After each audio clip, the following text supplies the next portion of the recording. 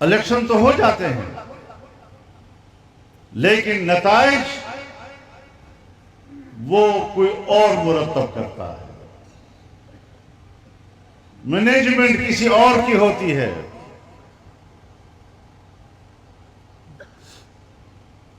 اور میرے مشاہدے میں ہے کتنی اسمبلیاں آئیں اور ایسی قانون سازیاں ہوئی کہ جس نے نظام مملکت پر عوام اور عوامی اداروں کی گرفت مضبوط کرنے کی بجائے اسٹیبلشمنٹ کی گرفت کو مضبوط کرایا۔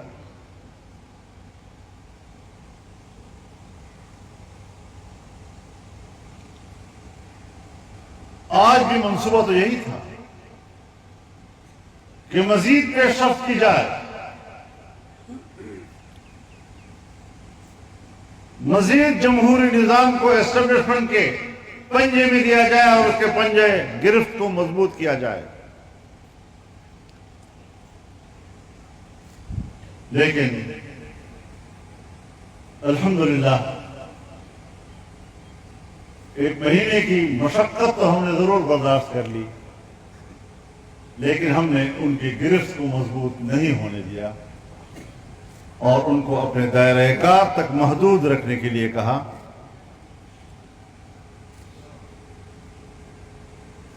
یہ آئین کے مطابق سوچ تھی۔ ہماری اسمبلیوں کو ایسے لوگوں سے بھر دیا جاتا ہے جن کے اندر دو صفات ہونی چاہیے،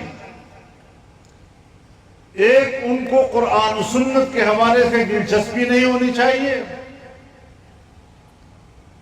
اور دوسرا یہ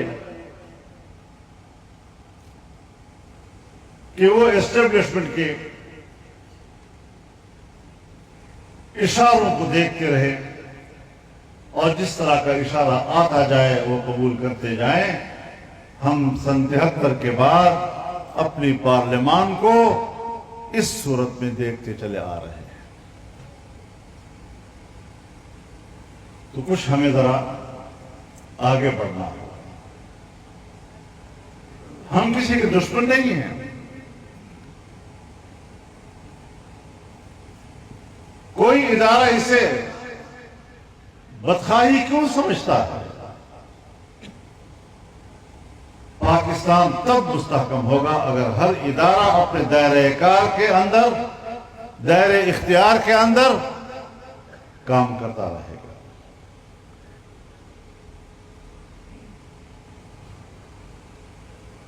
ہمارے پاس مسائل ہیں، ہم نے ان مسائل سے نمٹنا ہے۔ عام آدمی کو امن و امان نصیب نہیں ہے،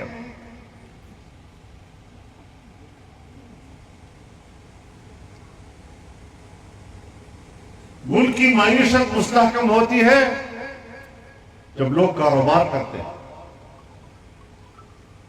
تجارت کرتے ہیں، کماتے ہیں،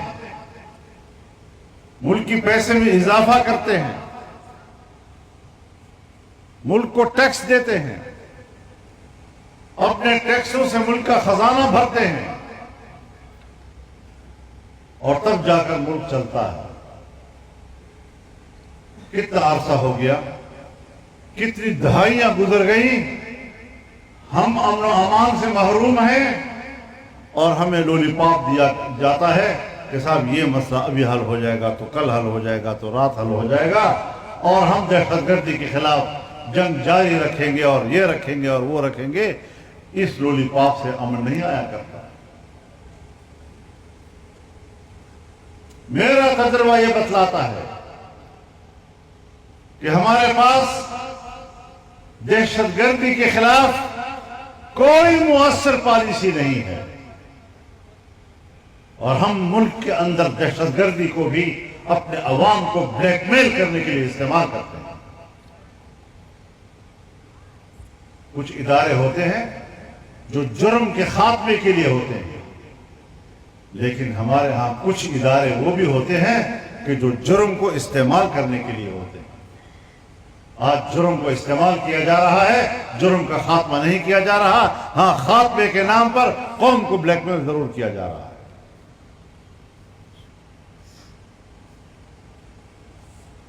کوئی اللہ کا خوف نہیں ہے، کوئی اپنے آپ کو اللہ کے سامنے جواب دے نہیں سمجھتا۔ ان کم بختوں نے کبھی مرنا بھی نہیں ہے اور کبھی اللہ کے سامنے پیش بھی نہیں ہونا۔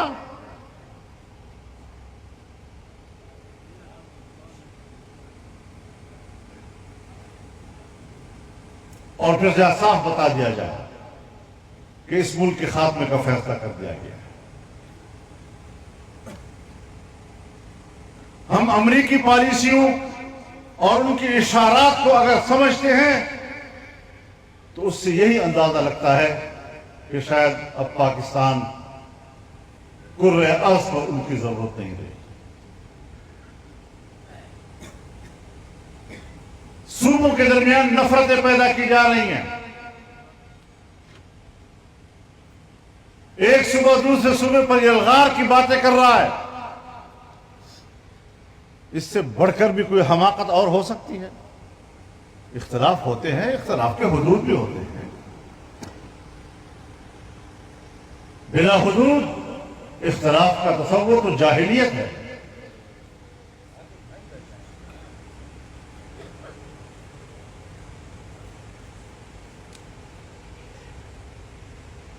تو اس ساری صورتحال میں ہمارے پاس آئینی طور پر ایک تیسرا ستون ہے، اور وہ ستون ہے ہمارا وفاقی نظام۔ ایک وفاق کے ماتحت 4 وحدتیں ہیں، 4 صوبے ہیں، اور صوبوں کے حقوق آئین کی روح سے متعین ہیں۔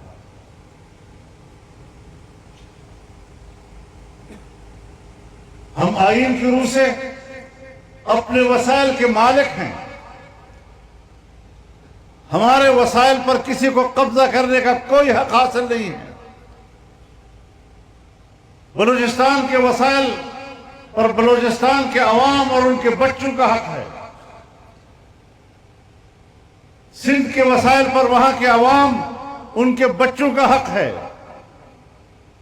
پنجاب کے وسائل پر ان کا حق ہے، اور کوئی ان کے حق کو چیلنج نہیں کر سکتا آئین پاکستان کی روح سے۔ لیکن کیا وجہ ہے کہ اس کے باوجود ہم اپنے وسائل کے مالک نہیں ہیں؟ اور اگر ہم اپنے حق کی بات کرتے ہیں، اپنے وسائل کو اپنے استعمال میں لانے کی بات کرتے ہیں، تو پھر ہمیں غدار کہا جاتا ہے۔ یہ غداری نہیں ہے، یہ آئین کا تقاضا ہے۔ اور آئین ہمارے ملک اور قوم کے ہر فرد کے درمیان میثاق ملی کی حیثیت رکھتا ہے۔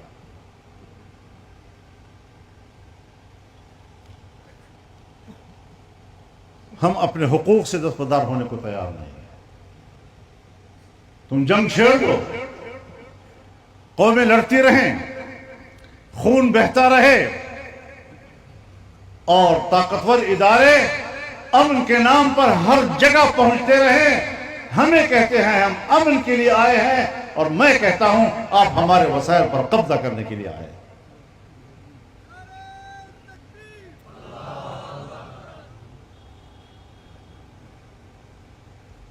آج ہمارے لوگ دیہاتوں میں غیر محفوظ ہیں۔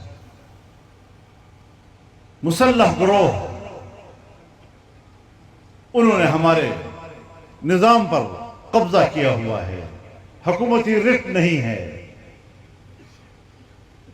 سڑکیں ان کے قبضے میں ہیں۔ اور اب تو ہمارے ڈپٹی کمشنر صاحب نے حکم بھی دے دیا ہے کہ کوئی اپنے افسر جو ہے وہ اپنے گھر سے نہ نکلے۔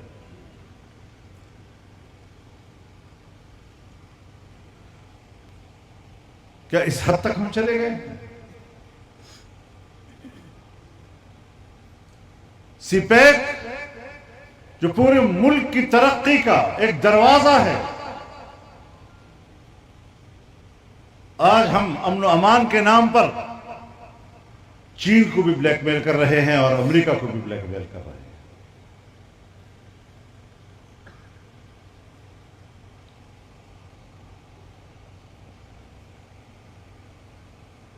ڈالر کمانے کے طریقے ہیں.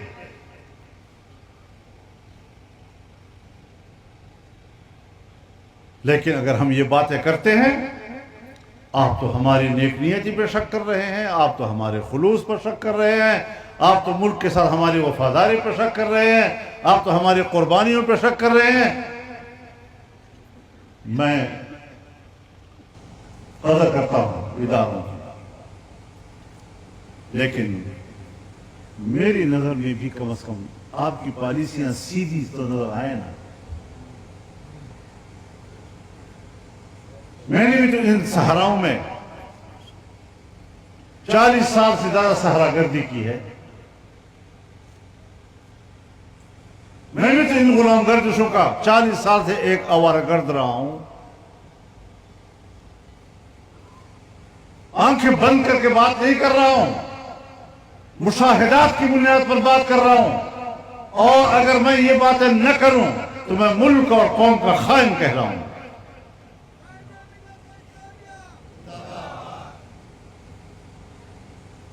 اپنا رخ سیدھا کر لیجئے، اپنا قبلہ درست کر لیجئے.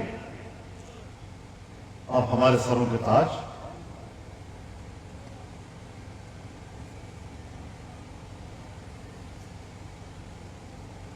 کہتے ہیں کہ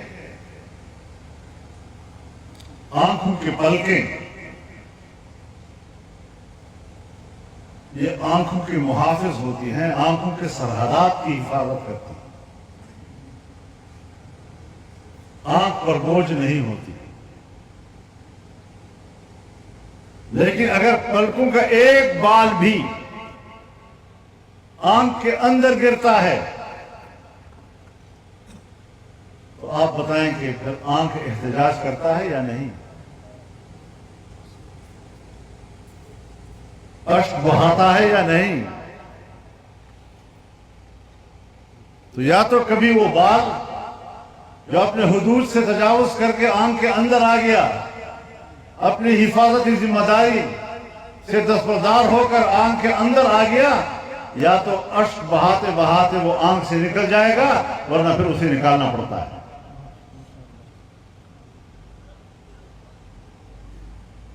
آپ ہماری آنکھوں کے پلکیں ہیں، ہم آپ کی قدر کرتے ہیں.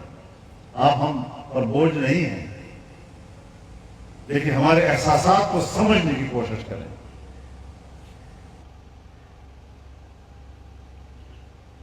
یہ ملک ہم سب کا ہے.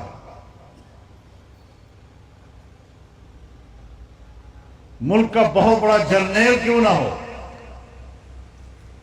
اور میرا یہ غریب کارکن کیوں نہ ہو، دونوں کے پاس پاکستان کا یکساں شناختی کارڈ ہے. جس شناختی کارڈ پر میرا جرنیل پاکستانی کہلاتا ہے، میرا یہ عام کارکن بھی اسی شناختی کارڈ کی بنیاد پر اپنے آپ کو پاکستانی کہلاتا ہے. نعرہ تکبیر! جمعیت علماء اسلام قائد تیری بصیرت کو قوم کی قدر کرو. ہماری زندگی اجیرن ہو گئی ہے، ہم گھروں سے باہر نہیں نکل سکتے، سڑکوں پر آمد رفت ختم ہو گئی ہے. اور یہ ہمارا جو موٹر وے ہے یہ یارک کے پاس، پل کے نیچے مسلح لوگ ہیں، پل کے اوپر فوج کھڑی ہے.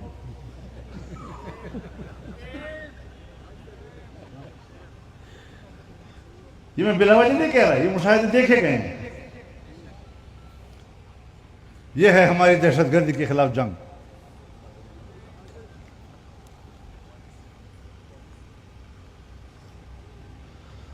اور ہمارا جو چوتھا ستون ہے آئین کا، وہ ہمارا پارلیمانی طرز حکومت ہے.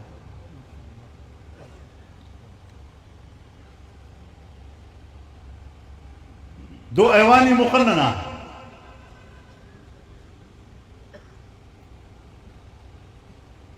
عوام کے ووٹوں سے منتخب ادارے ہوتے ہیں. یہاں لوگ بکسے میں ڈالتے کچھ ہیں تو بکسے سے نکلتا کچھ ہے.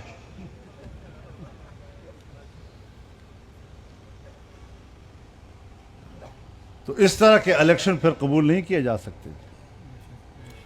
اور یاد رکھو ہم وہ لوگ ہیں اللہ کے فضل و کرم سے اور اس کے نصرت کے ساتھ کہ تمہارا جبر ہمیں تمہارے جبر پر آمادہ بھی نہیں کر سکتا، نہ اس کی حمایت کرنے پر مجبور کر سکتا ہے. ہم نے پہلے دن کہا تھا کہ یہ الیکشن دھاندلی ہے، آج بھی کہتے ہیں یہ الیکشن دھاندلی. چاہے ہمارے صوبے کا ہو چاہے باہر کے دوسرے صوبوں کا. پھر کیسے ملک چلے گا؟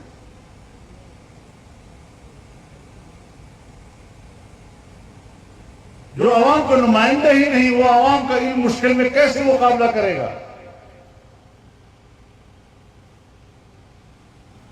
جب شہر پر مشکل آتی ہے تو ہمارا منتخب نمائندہ علاقہ چھوڑ جاتا ہے، بھاگ جاتا ہے، قوم کے سامنے آنے کی ضرورت نہیں کر سکتا، لوگوں سے بات کرنے کی ہمت نہیں رکھتا.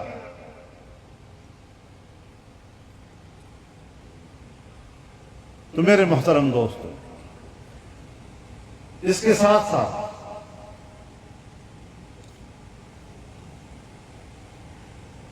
ہم نے پھر بھی اختلافات کے حدود کو سمجھا. شنگھائی تعاون تنظیم کا اجلاس پاکستان میں ہوا، پاکستان کو میزبانی کا شرف ملا.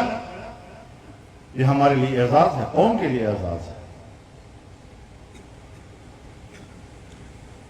ہمیں ادراک ہے اس بات کا کہ ہمارے ملک کی معیشت کمزور ہے. معیشت کی بہتری کے لیے اگر کوئی اقدامات ہوتے ہیں ہم نے اس کا راستہ نہیں روکا. آپ جانتے ہیں میں نے خود اپیل کی کہ حزب اختلاف کو بھی ان دنوں میں مظاہرے نہیں کرنے چاہیے اور حزب اقتدار کو بھی ترمیمی بل پر ان دنوں میں بحث نہیں کرنی چاہیے، تاکہ یکجہتی کا پیغام جائے، تاکہ پاکستان کا اعتماد بحال ہو. ہم پاکستان کے مفاد کو سمجھتے ہیں الحمدللہ، اختلاف کے حدود کو بھی سمجھتے ہیں، ملک کو بھی سمجھتے ہیں اور ملک کے مفاد کو بھی اللہ کے فضل و کرم سے سمجھتے ہیں.